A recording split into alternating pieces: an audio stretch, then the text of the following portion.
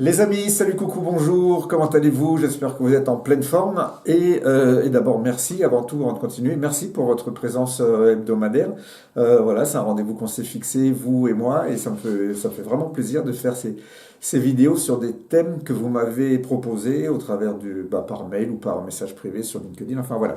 En tout cas, je tiens vraiment à vous remercier pour cette audience qui est venue maintenant récurrente entre vous et moi, entre moi et vous.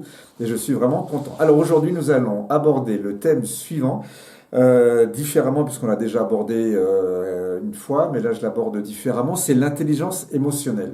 Alors je ne sais pas si je vous avais dit, mais je vais faire ma pub quand même, c'est que j'en ai fait un livre il y a quelques années qui s'appelait L'intelligence émotionnelle, expliqué simplement. Voilà, de façon que ce soit vraiment exploitable au quotidien dans votre vie de tous les jours, qu'elle soit professionnelle ou personnelle. Voilà. Donc l'intelligence émotionnelle, surtout déjà dans un premier temps, c'est surtout pas être gentil. Alors, ce fameux mot intelligence émotionnelle, ce concept, il est partout, mais partout, partout, partout, c'est truc presque à la mode. Dans les formations, on parle d'intelligence émotionnelle, dans les livres, bien entendu, de développement personnel, je suis bien placé pour vous le dire, dans les offres d'emploi, et par contre, avec ce mot, il y a quand même un malentendu qui est très répandu. C'est que l'intelligence émotionnelle, beaucoup de gens pensent que c'est être gentil.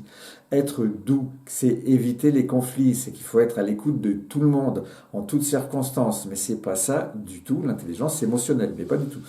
Donc confondre tout ça, ça peut coûter très cher. L'intelligence émotionnelle, dans le sens rigoureux du terme, c'est la capacité à identifier, à comprendre et réguler ses propres émotions, mais aussi percevoir et composer avec les émotions des autres. Vous voyez, c'est quand même beaucoup plus profond que être gentil et dire oui à tout.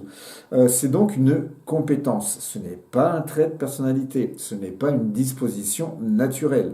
C'est une compétence qui s'apprend, qui se travaille et bien entendu avec le temps et la pratique qui se développe. Donc ça n'a rien à voir avec de la douceur ou avec de l'effacement ou avec de la soumission. Une personne, alors le bruit que vous entendez, c'est mon chat qui fait ses ongles. Une personne émotionnellement intelligente, elle peut être directe, exigeante, ferme dans ses positions. Ce qui va la distinguer, c'est qu'elle sait d'où viennent ses réactions. Elle ne confond pas sa colère avec un jugement. Elle arrive à faire le distinguo. Elle ne confond pas sa peur avec une certitude, ni son enthousiasme avec une analyse. Vous voyez, cette personne, elle sait aussi lire les émotions des autres sans en être gouvernée. Et ça, ce point-là, il est crucial. Donc, elle peut accueillir la colère d'un interlocuteur sans y répondre par de la colère, qui serait une erreur. Donc, elle peut également rester disponible face à la détresse de quelqu'un sans en être submergé, sans la prendre pour elle. Donc concrètement, l'intelligence émotionnelle se développe à travers 4 axes principaux, mais bien entendu il y en a d'autres. Donc le premier, la conscience de soi, savoir en fait dans toutes circonstances ce qu'on ressent, quand on le ressent et aussi surtout pourquoi on le ressent. C'est la base. Sans ça, vous allez être dans la réaction. Donc on ne choisit pas. La régulation de soi est le second pilier. Donc pouvoir moduler ses réactions plutôt que de les subir. Alors il ne faut surtout pas les supprimer, les orienter. C'est une différence fondamentale. Après, vous avez la conscience des autres, c'est-à-dire percevoir les états émotionnels de ceux qui nous entourent, mais même quand ils ne les expriment pas de façon explicite. Ce sont les signaux non verbaux, ce sont par exemple des silences, ça peut être également des micro-expressions. Et en fait, le quatrième paramètre va être la gestion des relations. Donc, utiliser cette conscience pour créer des interactions plus justes, plus productives et plus humaines. Donc, pour conclure rapidement sur l'intelligence émotionnelle, elle ne rend pas les choses plus faciles. Pas du tout. Elle les rend surtout plus conscientes.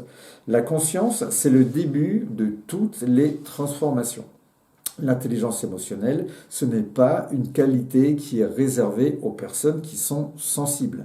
C'est une compétence qui est disponible pour quiconque décide de la développer. Donc manager, dirigeant, entreprise, collaborateur, c'est très important.